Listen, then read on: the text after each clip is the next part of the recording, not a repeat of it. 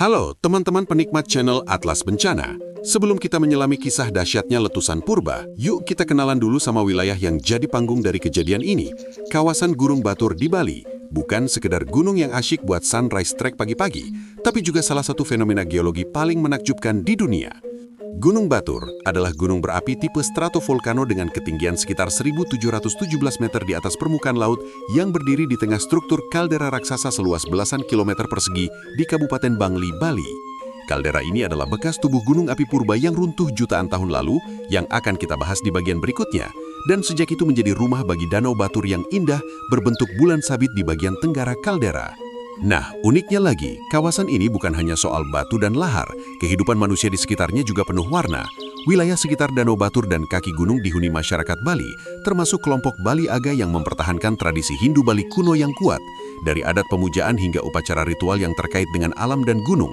Bahkan, menurut prasasti-prasasti kuno, penduduk di sini punya kehidupan sosial, bercocok tanam, memanfaatkan ikan dan hasil bumi dari Danau Batur yang sangat dinamis ribuan tahun lalu. Jadi kita bukan hanya berbicara soal gunung, tapi soal masyarakat yang tumbuh di dalam bayang-bayang fenomena alam raksasa ini. Suasana Bali di sini, dengan suasana budaya yang kental dan pemandangan rimbun di sekitar kaldera, membuatnya bukan cuma tujuan wisata, tapi juga laboratorium hidup tentang bagaimana manusia hidup berdampingan dengan gunung berapi. Gak heran kalau kemudian area ini diakui sebagai UNESCO Global Geopark, geopark pertama di Indonesia yang mendapat pengakuan dunia. Jadi teman-teman, bayangkan kita berada di tengah lanskap ini, danau yang tenang, gunung yang megah, dan desa tradisional yang penuh cerita. Ini bukan cuma setting dokumenter, tapi rumah dari sebuah sejarah bumi yang luar biasa. Nah, tapi bagaimana semua ini terbentuk? Apa pemicunya? Itu yang akan kita bongkar selanjutnya. Oke, kita mulai masuk ke inti bahasan.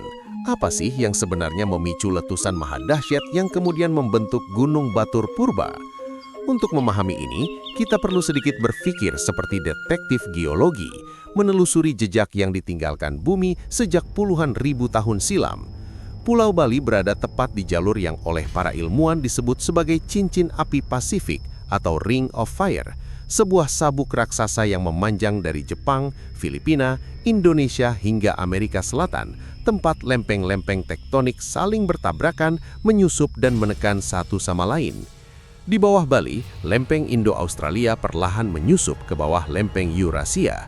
Proses penunjaman ini bukan sekedar gesekan biasa, melainkan proses raksasa yang berlangsung jutaan tahun menghasilkan panas ekstrim, tekanan tinggi, dan akhirnya mencairkan batuan di kedalaman menjadi magma.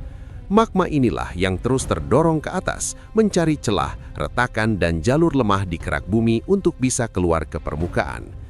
Tekanan yang terakumulasi ini bekerja seperti pegas yang ditekan terus-menerus.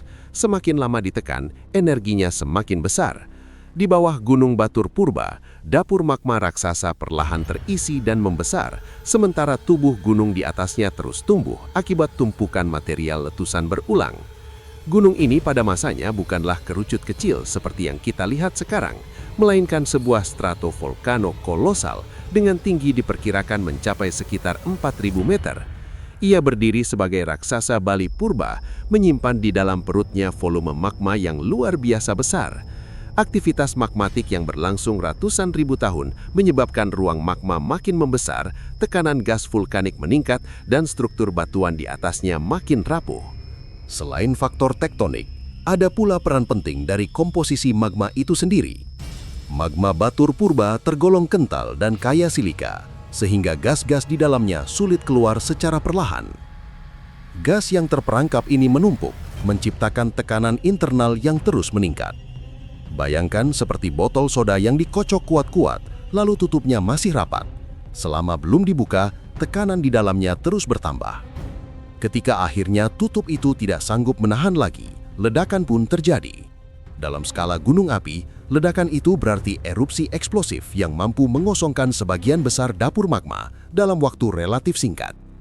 Ketika magma dalam jumlah sangat besar keluar, ruang kosong yang tertinggal di bawah permukaan membuat tubuh gunung kehilangan penopang. Batuan di puncak dan lereng yang selama ini bertumpu pada tekanan magma, tiba-tiba tidak lagi memiliki fondasi yang kokoh. Inilah latar belakang struktural yang membuat runtuhan besar menjadi tak terelakkan. Proses ini tidak terjadi karena satu sebab tunggal, melainkan kombinasi antara penunjaman lempeng, suplai magma yang terus-menerus, tekanan gas yang terperangkap, serta ketidakstabilan mekanik tubuh gunung yang sudah terlalu besar dan berat untuk ditopang oleh kerak bumi yang rapuh di bawahnya. Dengan kata lain, letusan Gunung Batur Purba bukanlah peristiwa kebetulan. Ia adalah hasil dari akumulasi energi geologi selama ratusan ribu tahun, sebuah skenario alam yang perlahan disiapkan oleh pergerakan lempeng, oleh dapur magma yang terus mengembang, dan oleh tekanan yang tak pernah benar-benar diberi jalan keluar kecil, sampai akhirnya alam memilih cara paling dramatis, melepaskannya sekaligus dalam sebuah peristiwa raksasa yang akan mengubah wajah Bali selamanya. Ibarat cerita, ini seperti ketegangan dalam sebuah film yang dibangun pelan-pelan, scene demi scene, sampai akhirnya mencapai klimaks yang membuat seluruh penonton terdiam. Dan klimaks itulah yang akan kita ikuti secara rinci ketika kita masuk ke bagian berikutnya, saat bumi Bali benar-benar berteriak melalui letusan purba yang membentuk kaldera raksasa. Jangan kemana-mana, karena setelah latar belakang ini, kita akan menyaksikan bagaimana semua tekanan itu akhirnya dilepaskan dalam kronologi kejadian yang luar biasa. Oke teman-teman, sini deh, kita tarik nafas dulu, karena ini adalah bagian yang bikin merinding. Kronologi letusan raksasa Gunung Batur Purba puluhan ribu tahun lalu yang membentuk lanskap yang sekarang kita kenal. Sumber-sumber ilmiah dari lembaga geologi mencatat bahwa ada 2 letusan super besar yang menjadi titik balik sejarah kawasan ini. Semacam 2 kali ledakan pamungkas yang mengubah gunung raksasa menjadi kaldera luas. Letusan tahap pertama, sekitar 29.300 tahun lalu. Di fase ini, tubuh Gunung Batur Purba meledak dengan kekuatan luar biasa dan memuntahkan sekitar 84 km kubik material vulkanik. Untuk gambaran, volume ini jauh lebih besar dibandingkan letusan Gunung Tambora 1815 yang hanya sekitar 50-60 km kubik. Dan Tambora saja sudah mampu mengubah iklim global. Kolom letusan Batur Purba diperkirakan menjulang puluhan kilometer ke atmosfer, menyemburkan abu, batu apung, dan awan panas ke segala arah. Endapan materialnya bahkan ditemukan jauh di luar wilayah Bali, menandakan bahwa letusan ini berskala regional, bukan lokal semata. Ketika magma dalam jumlah raksasa keluar, dapur magma di bawah gunung menjadi hampir kosong, seperti balon yang tiba-tiba dikempiskan. Atap batuan di atasnya tidak lagi punya penyangga, sehingga runtuh ke dalam dan membentuk sebuah cekungan raksasa yang kita kenal sebagai kaldera Batur I dengan diameter belasan kilometer.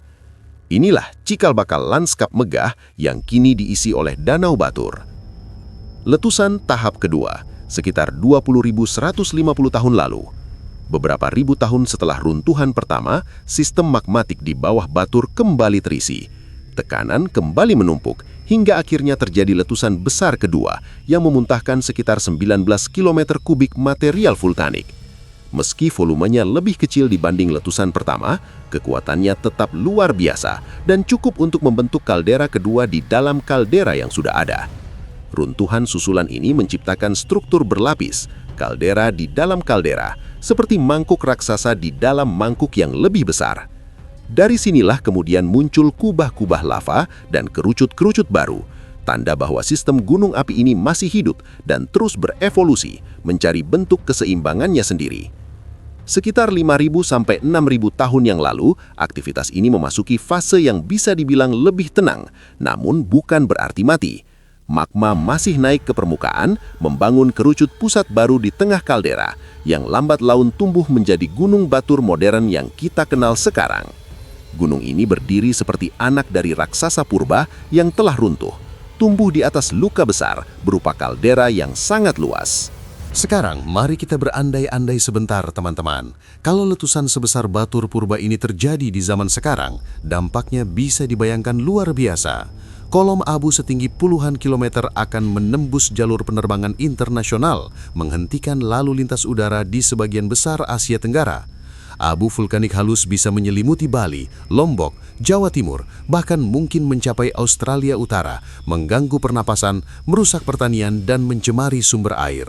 Awan panas dan aliran piroklastik akan meluncur puluhan kilometer per jam, dan gelombang tekanan dari runtuhan kaldera bisa memicu gempa kuat di sekitarnya. Dalam skala global, pelepasan sulfur dioksida dalam jumlah besar berpotensi menurunkan suhu rata-rata bumi sementara, seperti yang pernah terjadi pada letusan super besar lain di dunia. Ada juga beberapa trivia menarik dan faktual tentang Batur Purba. Pertama, kaldera Batur termasuk salah satu kaldera terbesar dan terindah di dunia, dan sering dibandingkan dengan kaldera Toba di Sumatera, meskipun skalanya lebih kecil. Kedua, Danau Batur yang sekarang terlihat tenang sebenarnya adalah air mata yang mengisi bekas runtuhan gunung raksasa. Ketiga, abu hasil letusan purba inilah yang justru membuat tanah di sekitar Batur sangat subur, sehingga kawasan ini sejak ribuan tahun lalu menjadi pusat pertanian penting di Bali. Jadi dari kehancuran raksasa itu, lahir pula kesuburan yang menopang kehidupan manusia hingga sekarang. Jadi, ketika hari ini kita mendaki Batur, menikmati sunrise atau duduk santai sambil ngopi memandang Danau Batur, sesungguhnya kita sedang berdiri di atas bekas panggung salah satu letusan terbesar yang pernah terjadi di Nusantara. Sebuah film blockbuster alam yang dulu diputar tanpa penonton, tanpa kamera, tanpa efek CGI, tapi dengan skala yang jauh melampaui imajinasi. Dan setelah memahami bagaimana peristiwa kolosal ini terjadi, kita akan masuk ke bagian berikutnya untuk melihat apa saja dampak yang ditinggalkannya bagi bumi dan kehidupan di sekitarnya. Dari sisi dampak geologis, letusan Gunung Batur Purba ini bukan sekadar mengubah pemandangan, tapi benar-benar membentuk ulang wajah Bali bagian tengah. Runtuhnya tubuh gunung raksasa setinggi sekitar 4.000 meter menciptakan cekungan kaldera berdiameter belasan kilometer yang kemudian terisi air dan menjadi Danau Batur. Kaldera ganda ini kini diakui sebagai salah satu struktur vulkanik paling kompleks dan indah di dunia, hingga ditetapkan UNESCO sebagai Global Geopark. Endapan abu, batu apung, dan aliran piroklastik dari dua letusan besar tersebut menyelimuti wilayah yang sangat luas, membentuk lapisan tanah vulkanik tebal yang sampai sekarang masih bisa ditelusuri oleh para ahli geologi. Untuk membayangkan skalanya, kita bisa membuat perbandingan dengan letusan yang lebih dekat dengan zaman kita. Letusan Gunung Tambora tahun 1815 dengan volume material sekitar 50 hingga 60 km kubik tercatat menyebabkan gangguan iklim global dan memicu fenomena tahun tanpa musim panas di belahan dunia utara. Sementara pada fase pertamanya, Gunung Batur Purba memuntahkan sekitar 84 km kubik material vulkanik, jauh lebih besar dari Tambora. Ini berarti dalam konteks prasejarah, dampak lingkungannya kemungkinan setara, bahkan berpotensi melampaui letusan yang pernah mengubah cuaca dunia pada abad ke-19. Walaupun saat itu belum ada catatan iklim global tertulis, skala volumenya menunjukkan bahwa atmosfer regional Asia Tenggara kemungkinan besar ikut terdampak oleh sebaran abu dan gas vulkanik dalam jumlah masif.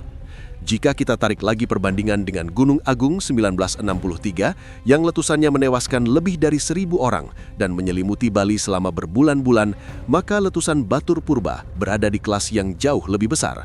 Agung 1963 hanya memuntahkan beberapa kilometer kubik material, sementara Batur Purba pada masa puncaknya melepaskan puluhan kilometer kubik sekaligus. Artinya, apa yang dialami Bali modern pada 1963 hanyalah bayangan kecil dari kekuatan yang pernah dilepaskan sistem magmatik Batur pada masa prasejarah. Dampak ekologisnya pun sangat besar. Awan panas dan aliran piroplastik pada masa itu diperkirakan menyapu vegetasi purba di sekitar gunung, mengubur lembah dan perbukitan dengan lapisan material panas.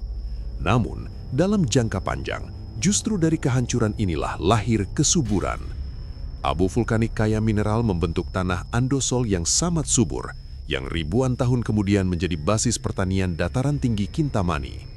Bisa dibilang, ladang-ladang subur yang hari ini menghasilkan kopi, jeruk, dan sayuran di sekitar Batur adalah warisan langsung dari letusan purba yang dulu menghancurkan segalanya. Dari sudut pandang hidrologi, runtuhnya kaldera menciptakan cekungan besar yang kemudian menampung air hujan dan aliran bawah tanah, membentuk Danau Batur sebagai salah satu danau vulkanik terbesar di Bali. Danau ini bukan hanya elemen lanskap, tetapi juga sumber air penting bagi sistem irigasi dan kehidupan masyarakat di sekitarnya. Jadi, satu peristiwa geologi purba telah menentukan pola pemukiman, pertanian, bahkan budaya masyarakat Bali di kawasan ini hingga ribuan tahun kemudian. Kalau peristiwa sebesar ini terjadi di zaman sekarang, dampaknya tidak hanya berskala lokal Bali, tetapi regional, bahkan internasional. Jalur penerbangan di Asia Tenggara bisa lumpuh, aktivitas pariwisata berhenti total, dan abu halus dapat mengganggu kesehatan jutaan orang. Dalam skala energi, letusan Batur Purba berada dalam kelas yang sama dengan letusan-letusan besar dunia yang tercatat mampu mempengaruhi iklim dan ekosistem lintas benua. Ini menunjukkan bahwa Gunung Batur bukan sekadar gunung wisata, melainkan sisa dari sistem vulkanik raksasa yang pernah melepaskan salah satu energi terbesar dalam sejarah geologi Nusantara. Setelah memahami betapa kolosalnya kekuatan yang pernah dilepaskan Gunung Batur Purba, sekarang kita masuk ke ruang refleksi. Disinilah kita tidak lagi hanya berbicara tentang batu, magma, dan kaldera, tetapi tentang manusia, kebijakan, kesiapsiagaan, dan pelajaran yang seharusnya tidak diabaikan. Sejarah geologi seperti ini bukan sekedar cerita masa lalu untuk dikagumi, tapi peringatan panjang yang ditulis oleh alam dengan huruf-huruf raksasa. Dan sayangnya, seringkali kita membacanya sambil lalu, seperti membaca papan awas licin, tapi tetap pakai sandal licin juga. Gunung Batur sampai hari ini masih tergolong gunung api aktif dan berada di tengah kawasan yang padat penduduk sekaligus padat wisata. Artinya, kita hidup berdampingan dengan sistem vulkanik yang dalam sejarahnya pernah melepaskan energi luar biasa besar. Kritik pertama yang layak diajukan adalah soal cara kita memandang gunung. Seringkali ia hanya dilihat sebagai latar foto sunrise, spot camping romantis, atau komoditas wisata. Padahal di bawahnya tersimpan dapur magma yang dalam skala waktu geologi sama sekali tidak romantis. Bisa dibilang, kita ini seperti numpang selfie di atap dapur raksasa bumi, tapi lupa membaca buku petunjuk keamanannya. Mitigasi bencana seharusnya tidak hanya bersifat reaktif, muncul ketika status gunung naik atau terjadi erupsi kecil, tetapi berbasis pada sejarah jangka panjang. Rekam jejak letusan purba menunjukkan bahwa sistem magmatik Batur mampu menghasilkan letusan berskala sangat besar. Walaupun peluang terulangnya dalam waktu dekat sangat kecil, pendekatan mitigasi modern justru harus belajar dari skenario terburuk. Pemerintah perlu terus memperkuat jaringan pemantauan, pemodelan bahaya, serta sistem peringatan dini berbasis kaldera. Karena dalam dunia gunung api, jarang terjadi bukan berarti mustahil terjadi, dan alam tidak pernah membaca jadwal kalender manusia. Dari sisi tata ruang, pelajaran pentingnya adalah kehati-hatian dalam memanfaatkan kawasan rawan. Kaldera memang indah, tanahnya subur, panoramanya luar biasa, tapi secara geologi, ia tetaplah bekas runtuhan raksasa. Ibarat bekas kawah besar yang kelihatannya tenang, tapi sebenarnya menyimpan sejarah ledakan dahsyat. Mengembangkan pemukiman dan infrastruktur di wilayah seperti ini tanpa mempertimbangkan peta bahaya jangka panjang sama saja seperti membangun rumah di tepi sungai banjir sambil berkata, "Ah, sudah lama kok nggak banjir." Padahal alam punya ingatan jauh lebih panjang daripada ingatan kita. Sekarang kita selingi sedikit trivia menarik. Dulu di tempat kita melihat air dan perahu nelayan, pernah berdiri menara alam setinggi ribuan meter yang kemudian ambruk ke dalam dirinya sendiri. Kalau diibaratkan, ini seperti gedung pencakar langit yang runtuh dan bekas fondasinya berubah jadi danau. Bedanya, skalanya bukan satu gedung, tapi satu gunung raksasa. Trivia lain, tanah super subur di Kintamani yang sekarang menghasilkan kopi terkenal itu adalah bonus dari abu letusan purba. Jadi, setiap kali orang minum kopi Kintamani, secara tidak langsung mereka sedang menikmati hasil kerja letusan gunung ribuan tahun lalu. Alam memang punya cara unik mengubah bencana menjadi berkah setelah waktu berlalu sangat lama. Pesan moral yang bisa kita tarik dari semua ini adalah tentang kerendahan hati. Peradaban kita mungkin merasa canggih dengan teknologi, satelit, dan sensor, tapi di hadapan proses geologi yang bekerja puluhan ribu tahun, kita ini baru pendatang baru. Gunung Batur Purba mengajarkan bahwa keindahan dan bahaya bisa lahir dari sumber yang sama, dan tugas kita bukan menaklukkan alam, melainkan memahami dan hidup berdampingan dengannya dengan lebih bijak. Untuk pemerintah, kritik yang konstruktif adalah agar edukasi kebencanaan, mitigasi berbasis sains, dan perencanaan wilayah benar-benar menjadi prioritas jangka panjang, bukan hanya reaksi sesaat saat status gunung naik. Untuk masyarakat, pelajarannya sederhana, kagumi gunung, manfaatkan berkahnya, tapi jangan pernah meremehkan sejarahnya. Karena di balik danau yang tenang dan jalur pendakian yang ramai hari ini, tersimpan kisah raksasa bumi yang pernah mengguncangkan segalanya. Dan kisah itu seharusnya membuat kita lebih siap, lebih rendah hati, dan lebih menghargai kekuatan alam yang sedang kita tumpangi.